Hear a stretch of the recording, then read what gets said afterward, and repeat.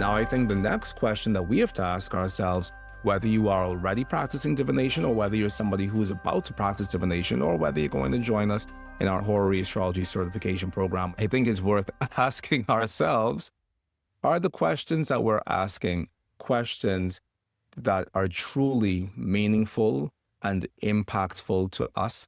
Or do we feel at any level at all that we are taking the gods for a joyride? I think that that is really the question. Are we taking the gods for a joyride when we confront them with these questions that we have? And I think if we really sit with ourselves, we'll find that very often the answer is yes. I even know of horary astrologers who have taught to their students that they should essentially ask horary questions about what the outcome of their favorite series on TV is going to be, or what the outcome of the weather forecast on the radio is going to be, or who's going to win, for example, a game show on TV, which of the contestants is going to win, or who is going to win. I was going to say America's Next Top Model. I'm betraying my age, but not America's Next Top Model, but who is going to win American Idol or the X Factor, for example. And I know astrologers, and I know of astrologers who have given their students that license, because there are some horary astrologers who teach their students that they have the divine license to ask anything that their hearts desire at all without any level of discrimination. And this is a problem. And, you know, as astrologers, we are very, very, very smart people, but sometimes we find ourselves placing ourselves in a position that betrays our own intelligence. And I just see in the chat that somebody said that as a farmer, knowing what the weather is can be a very serious thing for us if indeed we are a farmer. Sure, I completely agree. I completely agree. If you have a set of crops that you're trying to grow and you have looked at the weather forecast and it just so happens that on this particular day, the weather forecast for the entire globe is down. Or on this particular day, the weather forecast for your specific part of the globe, your specific neighborhood is down. And there's no way at all to allocate or to understand the weather from looking at the weather forecast. Then sure, I truly believe that if that is the case, cast your horary chart to find out whether or not it's going to rain tomorrow. For sure. I believe in that 1,000%. However, there is so much about our modern way of living that has taken on the divinatory role that we don't need to practice divination for those things. Meteorology has taken on a divinatory role within the larger context of our society. What is the divinatory role that meteorology has taken on? It's taken on the role of telling the weather, of giving us a weather forecast. Whereas thousands of years ago, we probably had to turn to our priests and priestesses and the shamans within our village to interpret or augur whether or not it would rain. Today, we have a ready-made forecast in terms of the Weather Channel, basically. And so once again, I don't doubt that the weather is going to be important for people who are farming, but I do also know that in a world where an answer is already possible for you, then divination is not the way to go. In a world where you can readily find the answer to your question, disturbing the gods as they sleep is not the way to go. You know, I think that we should think about the gods as our sleeping parents, basically. And if you have the opportunity to go and grab that glass of water for yourself, don't go and wake your mother up. Your mother, whose purpose it is to maintain nature in balance so that nature doesn't drop into abject chaos once again and devour itself in utter darkness. That is your mother's job. That is the job of the gods. You don't need to disturb your mother to grab you a glass of water if that is something that you can do for yourself, is my point.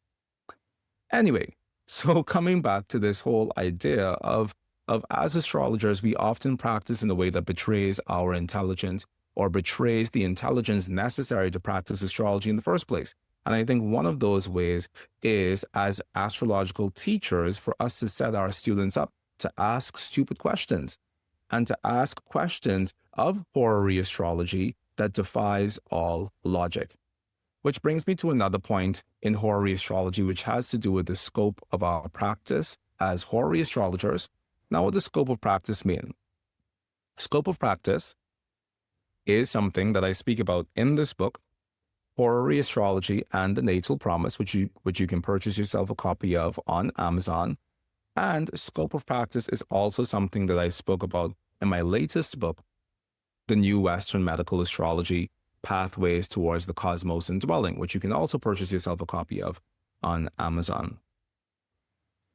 And when I say scope of practice, what I mean is ensuring that we're practicing astrology within a container that makes sense based on our expertise as astrologers. So that's one dimension of scope of practice. And honestly, this idea of scope of practice is something that was introduced to me by a physiotherapist friend of mine in the Bahamas, because I had just became, I think, one of the youngest Iyengar yoga teachers, certified Iyengar yoga teachers in North America. And I was feeling myself. And I knew that I had all of this knowledge. And so I started to teach these classes and conduct these classes that were heavily based on therapeutics. And my friend, who's a physiotherapist, she would also come to those classes and she would learn with me in those classes, but she would also hold some opinions about the sort of class structure that I was holding. And one evening she said to me, Mychal, I know that you're brilliant at what you do within the context of your ability to heal and be with the body and your ability to see and assess what's going on within the body. But at the same time, you need to know that you're not a medical doctor. And at the same time, you need to know that there is something called scope of practice, and you have to ensure that you're practicing within that. And that really gave me a real reason to pause, because I hadn't quite considered that before. I wasn't really just bouncing off the walls doing ludicrous things, but I really wasn't paying attention to this idea that there are a set of parameters that define how I can work with the body as somebody with no medical degree versus the parameters within which a doctor, somebody with a medical degree, could work with the body. And I've taken this idea of scope of practice and I've applied it everywhere. This topic of scope of practice is very important. One, in terms of setting the parameters of how we practice astrology as astrologers, but two, also in terms of the sorts of questions that we allow our clients to come and ask us. So, for example, a rule of mine that I think is just of central importance within any form of divination, particularly horary astrology, is that if you cannot find yourself as the very nucleus of the question that you're asking about, then you need not ask that question. For example, you need not ask the question, who is my neighbor's husband cheating on? Or, is my neighbor's husband cheating? It doesn't matter if the neighbor is your best friend. It doesn't matter what your relationship is to the neighbor at all, unless you are asking, will my neighbor's husband cheat with me? Then you don't really need to be inquiring what's going on in your neighbor's house. Similarly, we do not have any sort of divine backing to find out, will this country use nuclear warfare against this other country in their ongoing war? I had a student once who was taken quite aback when I said this, because that student had learned from her teacher, who had learned from her teacher, that you can ask anything at all from horary astrology and the gods must stop what they're doing to answer your question, because it is divinely decreed. It is law. You came into this world not as an outcast, but as a sibling of God. And therefore, as a sibling of God, you can disturb God with any old shit, basically. And so that person was very much taken aback. She had all of her flabbergasted when I said, hey, no, we can't do that. Because if you do not find yourself at the center of that question, you don't deserve to ask it, basically. And then it broke out into a riot like I had never seen before, because it turned out that many of the students who studied with me that semester were students of this person who was a student of that person who said that you could ask anything at all. And then somebody said to me, it is my divine right to know who the next US president is going to be. Therefore, if I cast a horary chart to find out who the next US president is going to be, the gods must answer that, because it is my divine right to ask. Who are you? Basically, is the question, who are you truly? Because the reality is, unless you are one of the presidential candidates running within that race, you have no divine right to ask anything. Unless you are one of the people who's putting their neck on the line to be elected as the president of the United States of America, it really isn't yours to ask. Unless you are the outgoing president and you're trying to decide from horary astrology or some other astrological means who is the incoming president, then you really have no right to ask. And you being citizen of a country does not give you the ability to ask that question, because you are not at the nucleus of that question, unless you are the spouse of that person who is possibly running for the presidency, or unless you are that person themselves. You have no divine right to ask that question and expect that that question be answered. And through thousands of years of divinatory literature, we hear from the ancients this statement of basically, don't be stupid. Basically, we see that in ancient Hebrew texts on divination. We see that in ancient Greek texts on divination. It's this decree for us to practice common sense and to practice our astrology with common sense, and to realize that there is a scope of questioning that belongs to us. And beyond that scope of questioning, we are more than likely infringing upon somebody else's right to ask that question themselves. Also, when you ask a horary question about who is going to be the president of the United States of America, and then 10,000 horary astrologers in India ask the same question, and then 100 horary astrologers in England ask that same question, and then horary astrologers from here to Jabim ask that same question, who is to say that your chart is any more held closer to the heart of God than the 10,000 other people around the world who feel as if they have the right to ask that same question? It doesn't. Because if you are a descendant of God, they all are descendants of God. And the truth is, everybody's chart is going to say something else. So what makes a horary chart a powerful tool is the same thing that makes your birth chart a powerful tool. And what makes your birth chart a powerful tool is the fact that it belongs to you and nobody else, and it cannot be replicated because it was born to be the blueprint of your own star-born soul within this lifetime. That is the purpose of that chart. Similarly, your horary chart carries that same level of potency and that same level of importance. Therefore, if you cannot find yourself at the center of that chart, and if it stands to reason that 10,000 other people can find themselves at the center of that chart, then the chart that belongs to none of you is going to be a valid chart to be erecting in the first place, because that chart does not carry the very same lifeblood that your birth chart carries. The ancients held that the horary chart represented the birth of the mind, in the same way as your birth chart represents the birth of your soul. And there can only be one of those, which is a part of why in horary astrology and in divination practice in general, we suggest that people do not ask the same question twice. If you've already asked that question to your tarot reader, do not turn around and come to me and ask me that question as your horary astrologer. Now, you might feel as if your tarot reader just bought their tarot course off of Etsy, and you were only helping them out because they were the friend of your sister's cousin, and as a result of that, you want to support that person in their newfound burgeoning tarot practice. However, the answer that you got from them didn't carry the depth or the profundity that you were expecting it to carry, and instead of asking for your money back, you want to go and ask that same question to another diviner. We shouldn't. Or, and I'm not going to say you can't, but technically speaking, we shouldn't. Because in the same way as you cannot replicate the hour of your birth, you also can't replicate the hour of your question, which is why one of the things that I do as a diviner is I use multiple systems of divination at the same time. Not because I don't trust the one system, or not because I think that horary is less than geomancy or that geomancy is better than tarot.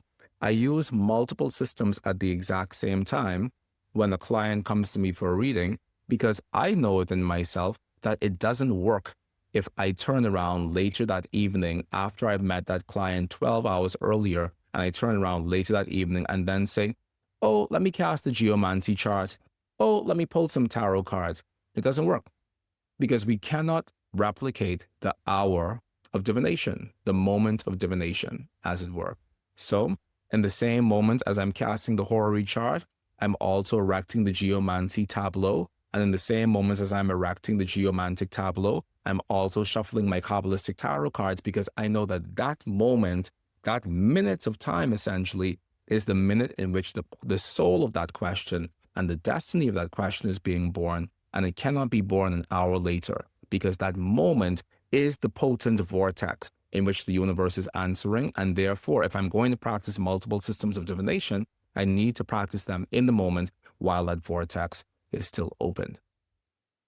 So that was the second piece in terms of not only how the question is important, but also how frequently we can ask a question after we've already asked that question.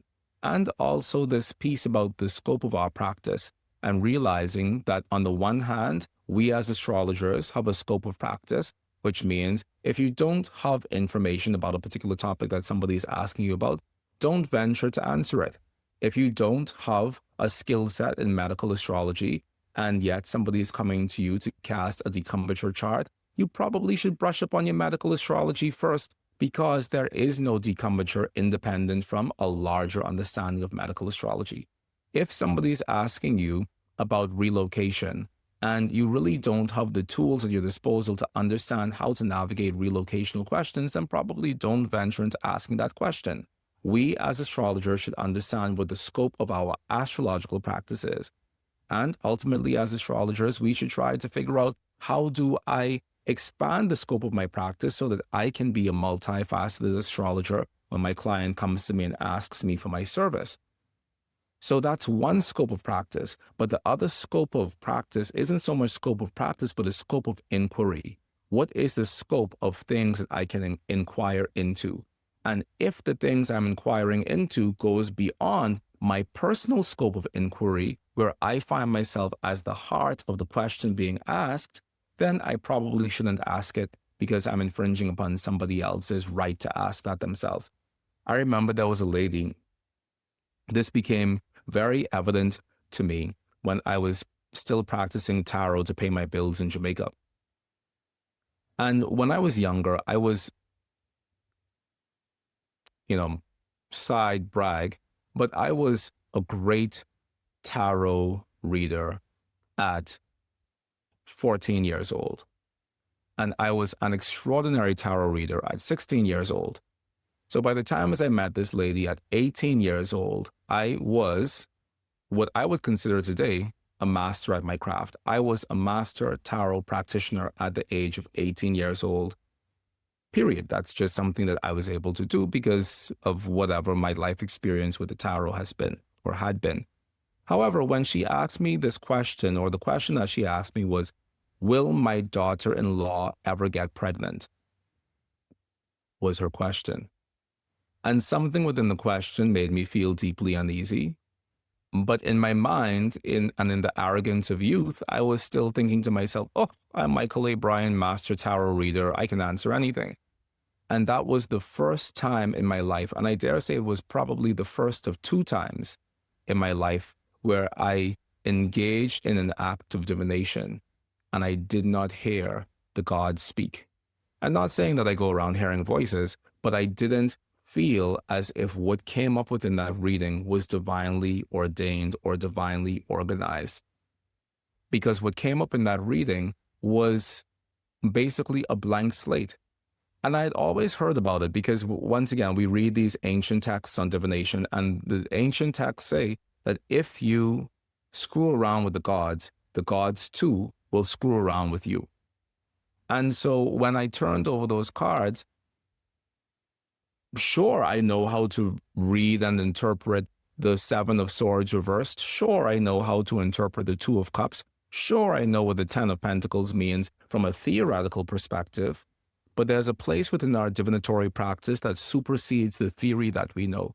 And everybody who is a good diviner knows when they're speaking from that place versus when they're speaking purely from theory, because there are certain physiological changes that occur within a person in an act of profound divination that don't occur when you're just making stuff up, or that don't occur when you're just operating from a theory-based perspective.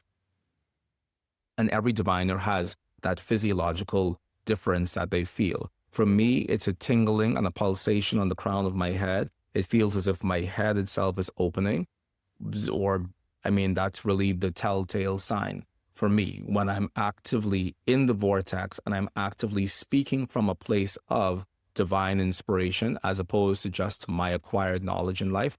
I feel that. And sometimes I feel it trickling down my face and trickling down my crown into the rest of my body, but it doesn't go beyond my head.